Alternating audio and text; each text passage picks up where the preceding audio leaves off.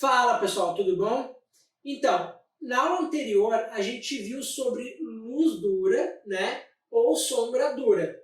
E nessa aula agora a gente vai ver sobre luz e sombra difusa, certo?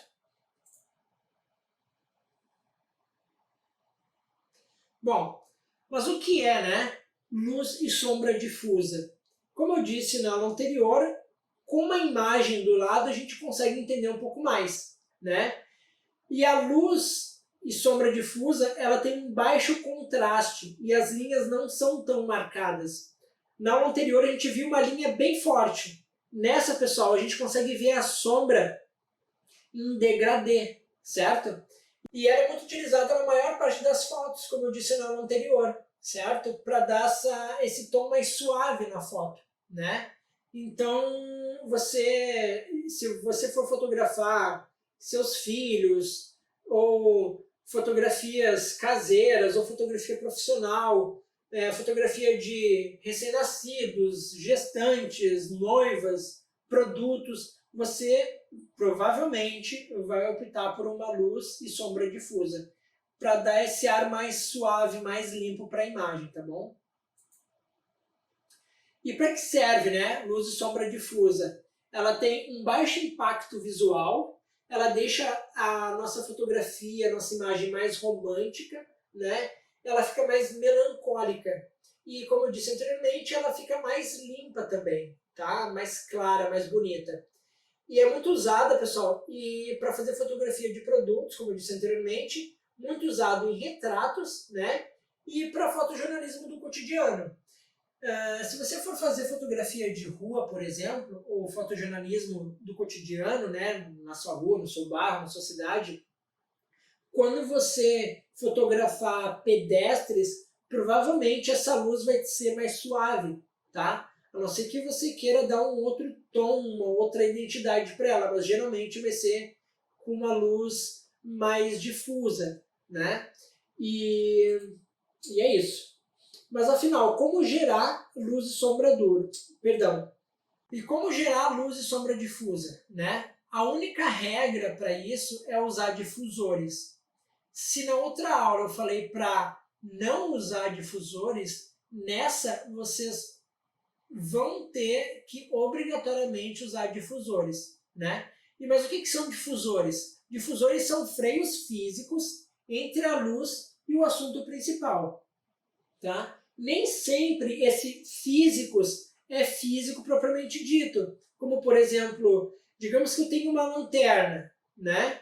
E essa lanterna está me iluminando, ela está gerando uma luz dura. Então eu coloco um lençol ou uma fronha branca para absorver um pouco dessa luz e deixar uma luz mais difusa, né?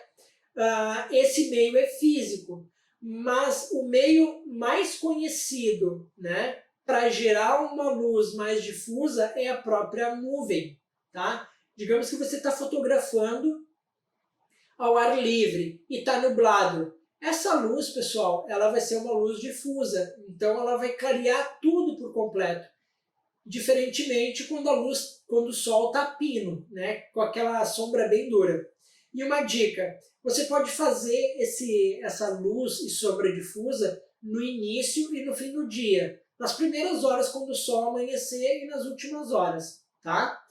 Você pode fotografar com ou sem nuvens. Com nuvens quando estiver nublado, por exemplo, né? Ou com nuvens. E sem nuvens, pessoal, vocês podem fazer, por exemplo, em ambientes fechados. Numa mata, por exemplo, né? Às vezes é meio-dia e vocês estão dentro de um mato. Essa luz, ela tá difusa porque ela tá vindo de todos os lugares, não de um ponto em específico, né? Vocês podem utilizar tecidos, papel, como eu disse anteriormente, na frente da lanterna, do flash ou da onde quer que seja. Ele pode ser rebatido também, certo?